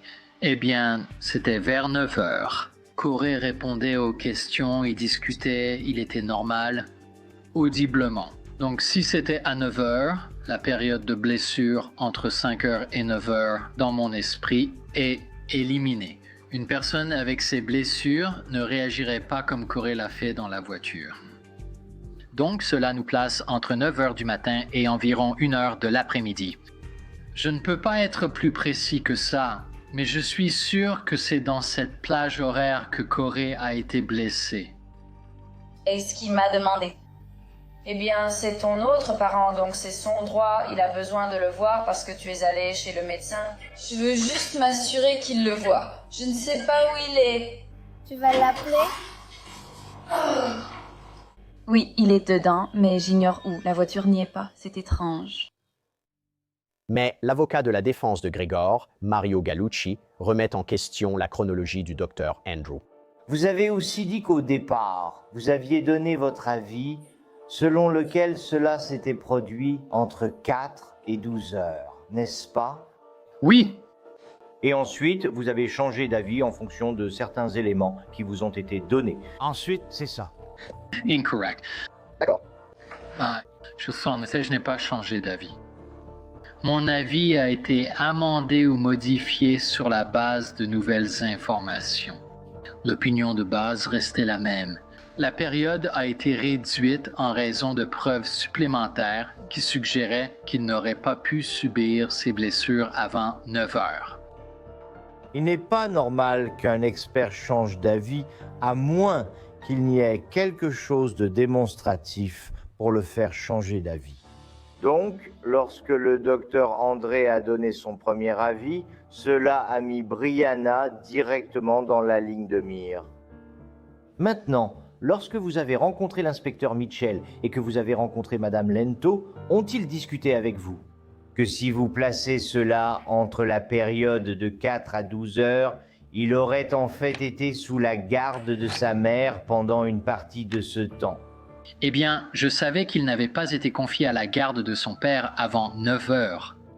Donc, qu'il m'ait mentionné ou non, je savais que c'était le cas. Donc maintenant, vous affirmez que vous avez vu une vidéo de 33 secondes d'un enfant parlant à sa mère. Au fait, est-ce que c'est diagnostic ou pas diagnostic? Cela aide certainement au diagnostic, mais ce n'est pas diagnostic en soi. Cependant, un enfant ne va pas réagir de cette façon s'il a déjà subi ses blessures finalement mortelles. Nous examinons le temps qu'il a passé avec sa mère pendant cette période. Et nous pouvons dire que pendant une grande partie de ce temps avec sa mère, il dort ou il voyage en voiture. Cela réduit donc considérablement la période passée avec sa mère. Et nous sommes même capables de réduire encore un peu plus cette période. Avec la découverte de l'enregistrement audio que Brianna a fait sur son téléphone, à son insu, de Corey en train de parler à 9h du matin alors qu'il se rendait chez Chris. Vous pouvez entendre Corey parler, il parle clairement, il n'a pas la langue pâteuse. Nous avons donc pu utiliser cette vidéo pour la fournir au docteur André.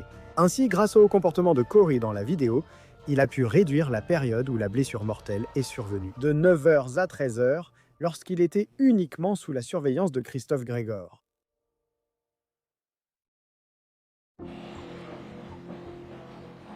L'expert médical de la défense, le docteur Michel Boden, donne à nouveau son avis sur la cause et les circonstances du décès de Corey.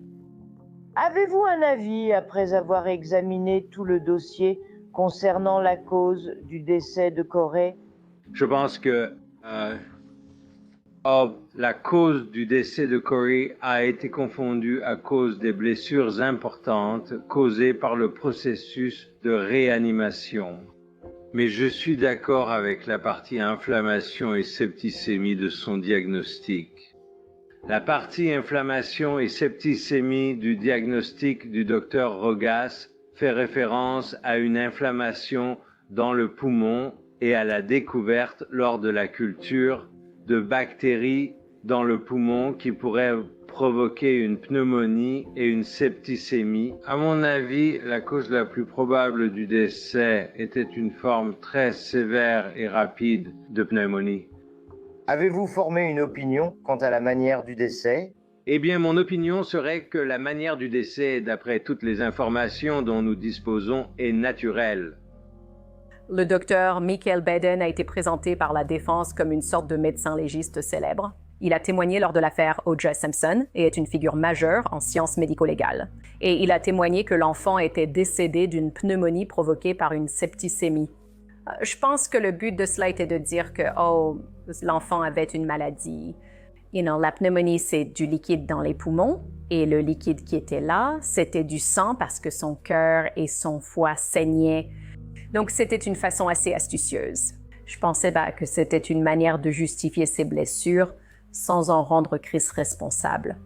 Avez-vous tiré des conclusions concernant une septicémie ou une infection? Cette question s'est posée lors de l'examen initial, et d'après non seulement les résultats de l'autopsie, mais aussi mon examen des dossiers médicaux.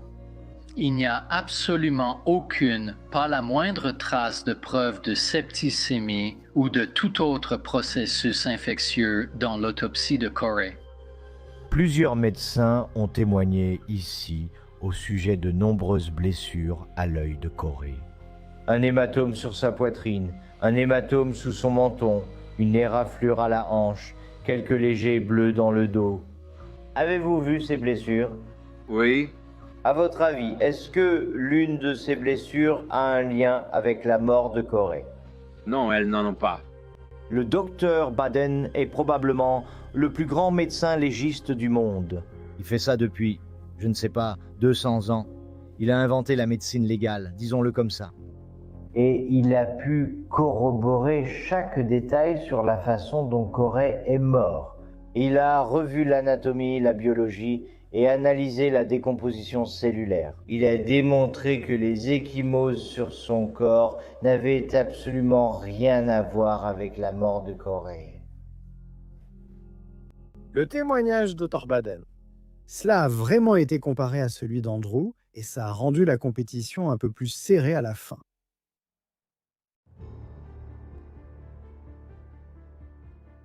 Alors que le procès approche des plaidoiries finales, cette affaire s'annonce comme une bataille entre le témoignage du docteur Baden et du docteur André. Corey est-il mort à cause de mauvais traitements chroniques ou est-il mort de cause naturelle? Et qui le jury va-t-il croire? Nous voulons tous la justice pour Corey? La justice, ce n'est pas condamner un homme pour un meurtre qu'il n'a pas commis. Il n'y a qu'une seule conclusion à laquelle vous pouvez arriver. Et c'est la même conclusion à laquelle le docteur Baden est arrivé. Corey est mort de cause naturelle. Ce n'est pas un homicide. Est-ce tragique? Bien sûr que oui, dis-le. Oui, il n'y a pas de témoin. Elle est assise ici en train de pleurer. Il est assis ici en train de pleurer. Il n'y a pas de gagnant ici. Corey is not deceased too. Il n'y a qu'un seul verdict auquel je crois que nous pouvons arriver, et c'est que Christophe Gregor n'a ni tué ni maltraité Corey.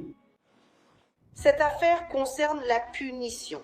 Le 20 mars 2021, la mère de Corey a amené Corey à la maison 2 heures en retard. Corey a été puni. Il a été mis sur un tapis roulant. Nous avons une vidéo de ce tapis roulant. Le 2 avril 2021, Corey a été ramené à la maison avec 14 heures de retard. Corey a été puni. La personne qui l'aimait, le traumatisme contondant le plus infligé, c'est la maltraitance des enfants. Cette vidéo du tapis roulant parle d'elle-même.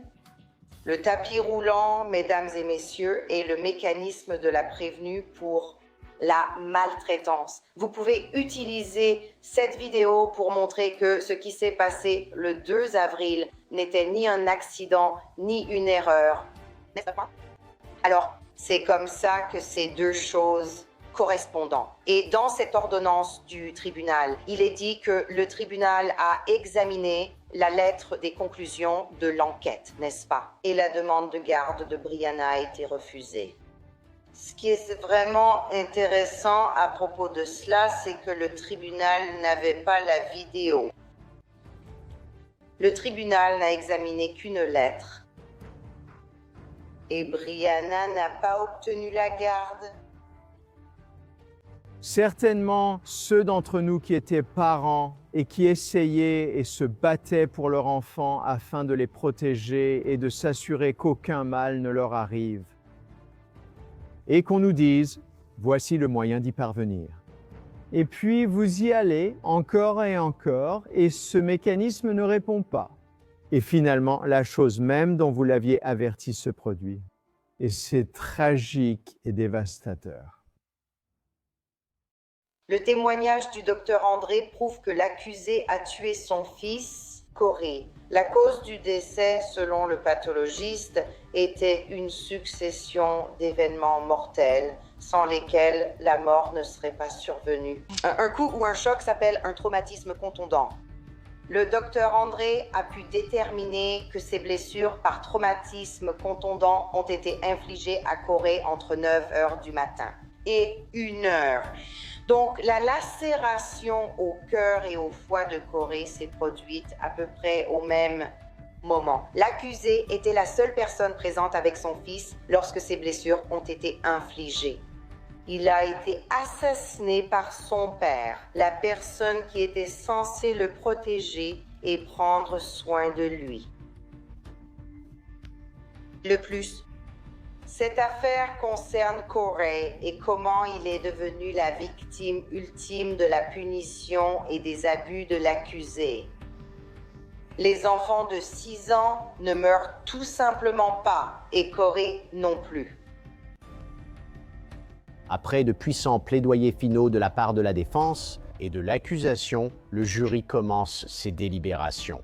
Le jury était retourné dans la salle de délibération.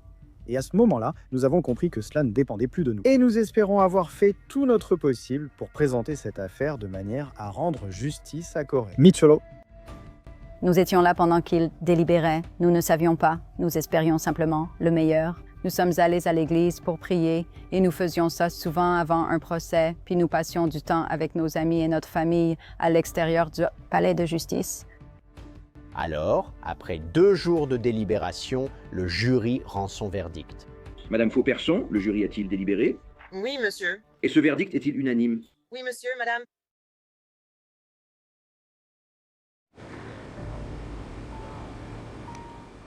Madame, je vais lire chaque chef d'accusation. Donnez-moi le verdict unanime du jury. Réponse. D'abord, quel est votre verdict sur le chef d'accusation? Mise en danger du bien-être d'un enfant.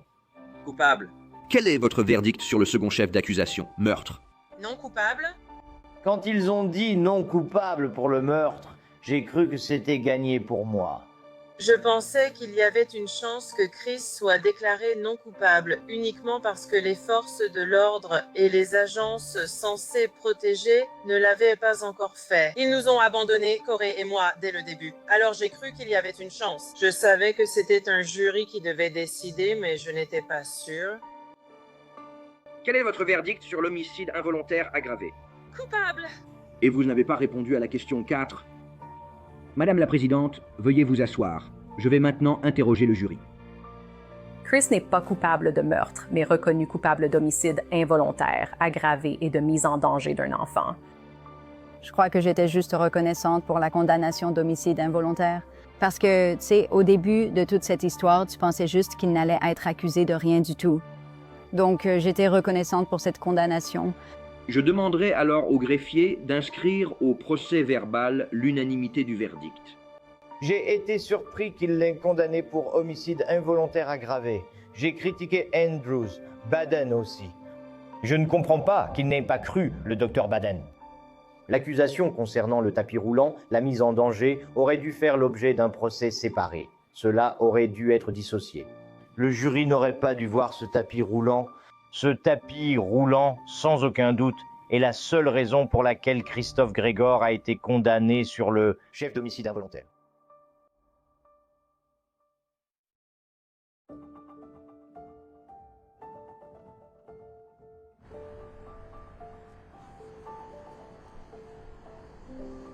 Pendant que tout le monde se sacrifie ici sous la chaleur, je veux juste dire que l'enfer est bien plus chaud. Après avoir gardé le silence au procès, Christophe Gregor s'exprime enfin devant le tribunal lors de l'audience de la peine. Monsieur Gregor, monsieur, y a-t-il quelque chose que vous aimeriez dire sur vous-même ou sur votre affaire? Merci de me donner l'occasion de m'exprimer aujourd'hui. Brianna, nous n'avons pas parlé depuis le décès de Corey. Je veux simplement te dire que je suis désolé pour la perte de Corey. Il était, pour dire simplement, le meilleur. Je sais, il nous manquera pour le reste de notre vie. Les 2 années passées avec Corey ont été très difficiles, mais aussi les plus belles de ma vie. Je ressens que la façon dont il l'a dit à Brianna, je suis désolée que tu aies perdu Corey. Ça m'a donné envie de dire, Corey n'est pas perdu, tu l'as tué. Je suis désolé. Tu penses que j'aurais pu faire ça à notre fils et blesser la personne la plus importante pour moi? Ce qui s'est passé le 20 mars était inexcusable. Brianna, à ta famille et la mienne, je m'excuse que tu aies vu Corey traité ainsi. Il ne l'a jamais mérité. Je veux t'assurer que le 2 avril, je n'ai rien fait qui ait causé le décès de Corey. Je n'ai pas fait de mal à mon fils. Je l'aimais et je l'aime toujours. Je regrette de ne pas l'avoir emmené à l'hôpital plus tôt. Je ne savais pas à quel point il était malade. Je ne savais pas. Je pensais juste qu'il était fatigué. Que vous croyiez la version du docteur Baden ou du docteur André, le résultat reste le même. Corey n'est plus là. Je comprends que vous ayez un travail à faire aujourd'hui. Votre honneur, je vous demande de me condamner équitablement en prenant en compte toute ma vie et pas seulement en vous basant sur ces 12 jours. C'était faux. Il ne s'excusait de rien. Ça ne voulait rien dire. C'était de la... Avant la condamnation officielle de Christopher Gregor, Rebecca et Brianna Michelow font leur déclaration d'impact en tant que victimes. Votre honneur, Corey savait qu'il allait mourir le dimanche précédant la mort de Corey. Juste 5 jours avant sa mort, Corey était chez moi, en train de se préparer à prendre un bain. Quand il s'est déshabillé, il était couvert de bleu. J'ai dû détourner le regard pour que Corey ne voie pas les larmes dans mes yeux. Une fois Corey habillé, nous nous sommes assis sur mon lit. Corey m'a regardé et il a dit « Hey Guima, viens voir ce que mon papa me fait. » Je lui ai dit que Dieu voit tout. Sa voix est devenue très basse. Il a dit « Pourquoi il ne m'aide pas ?» Mon cœur se brisait pendant que je lui disais que Dieu aidait quelqu'un d'autre qui avait plus besoin de lui en ce moment. Ce même dimanche, Corey était dehors, en train d'écrire à la craie sur le trottoir.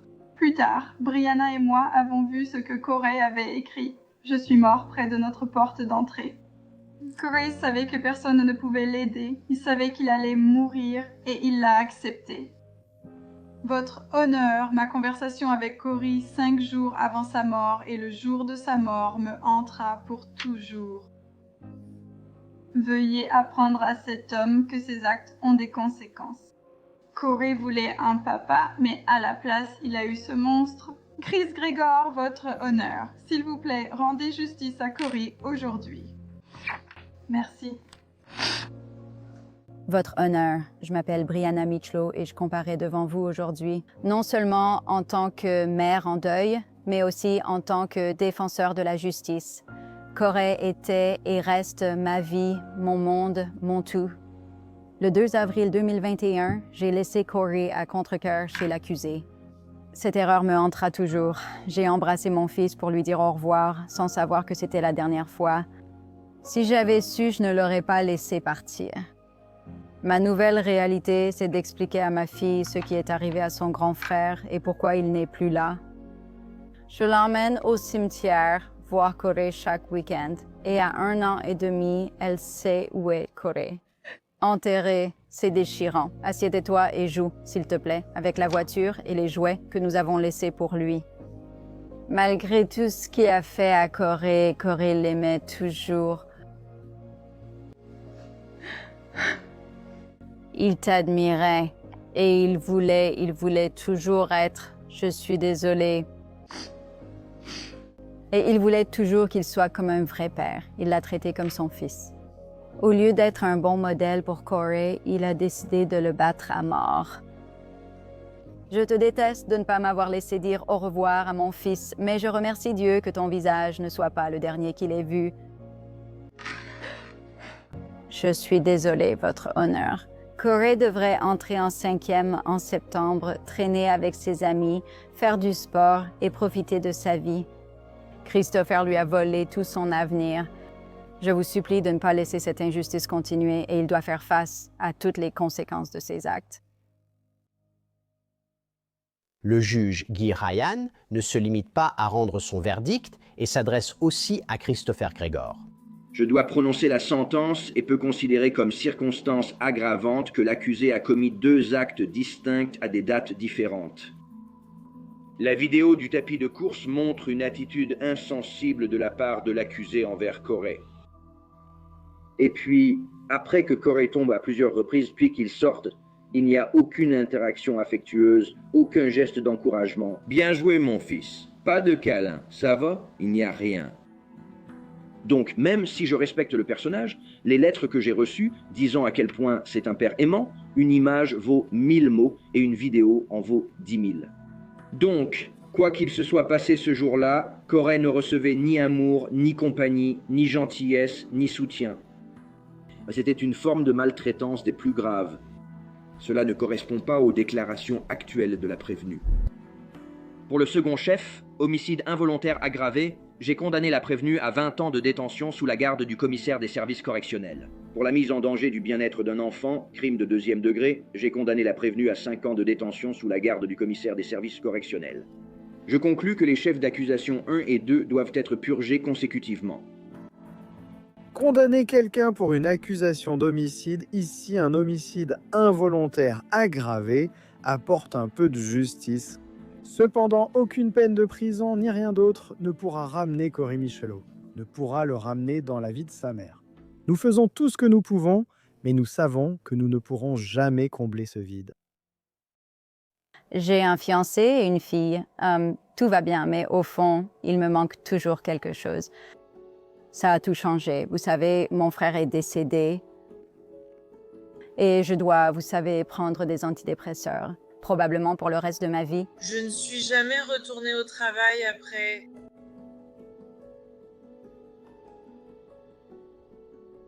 L'oncle de Corey, Gino. Mon fils est décédé 1 an après Corey. Gino était un toxicomane en difficulté. Vous savez, il était sobre depuis un certain temps, mais je pense que cela l'a peut-être fait basculer. Gino et Corey devaient être ici aujourd'hui, mais ils ne le sont pas. Je parle tout le temps de Corey à ma fille. Elle connaît son nom. Nous l'emmenons lui rendre visite, vous savez, au cimetière. Je veux simplement la rendre heureuse et être la meilleure mère pour elle. C'est ici que Corey est enterré avec son arrière-grand-mère. Ils sont ensemble et c'est ici que nous venons nous asseoir avec Corey. Nous ne voulions pas que Corey soit seul, donc nous l'avons mis avec ma mère. Quand il est décédé, je venais ici 3 fois par jour. Je ne voulais pas partir. Maintenant, je dirais que j'y viens chaque semaine, le week-end avec ma fille, presque tous les samedis ou dimanches.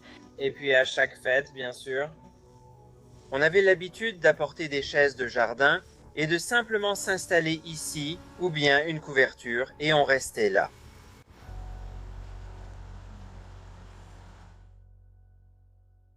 Joyeux anniversaire à toi. Joyeux anniversaire, cher Corey. Joyeux anniversaire à toi. Allez, souffle la bougie. Oh, super, merci. Tu veux les tenir? Je ne veux pas que Corey soit juste vu comme le garçon ou l'enfant du tapis roulant, car il était bien plus. C'est pour ça que j'ai continué à parler. J'ai écrit un livre qui n'est pas encore publié parce que je veux raconter l'histoire de Corey. Je veux que tout le monde l'entende. J'espère que l'héritage de Corey sera... Nous aimons son histoire et j'essaie d'aider d'autres enfants autant que possible. Et nous voulons simplement qu'il y ait une prise de conscience sur la maltraitance des enfants. Je veux une prise de conscience de l'échec du DCPMP. Beaucoup d'enfants, et je pense que Corey aimerait que nous fassions cela et que nous aidions d'autres enfants. Nous cherchons à faire adopter une loi que nous voulons appeler la loi Corey. Beaucoup de personnes ont laissé tomber Corey. Premièrement, l'expert en maltraitance d'enfants n'est pas disponible 24 heures sur 24 dans un hôpital. Devine quoi? Les abus arrivent tout le temps, pas seulement de 9 à 17 heures. Donc j'espère que cette loi sera mise en place et qu'elle pourra sauver un autre enfant parce que Corey voudrait le faire. Il aimait aider et prendre soin des autres. Quelle meilleure façon de sauver une vie si nous ne changeons pas les lois ne changent pas. Rebecca et Brianna ont présenté le projet de loi S-4093 à un sénateur du New Jersey. Ce projet de loi repose sur 3 piliers centraux. A. Un examen médico-légal immédiat obligatoire dans les cas de suspicion de maltraitance. B. Des entretiens indépendants loin des personnes soupçonnées de maltraitance. Et C. Une coordination en temps réel entre les urgences, les pédiatres, les services de police, les écoles et les crèches. Brianna et Rebecca. Ils espèrent qu'en adoptant ce qu'ils appellent la loi de Corey, cela pourra non seulement protéger les enfants, mais aussi potentiellement leur sauver la vie. Dans de futurs cas de maltraitance,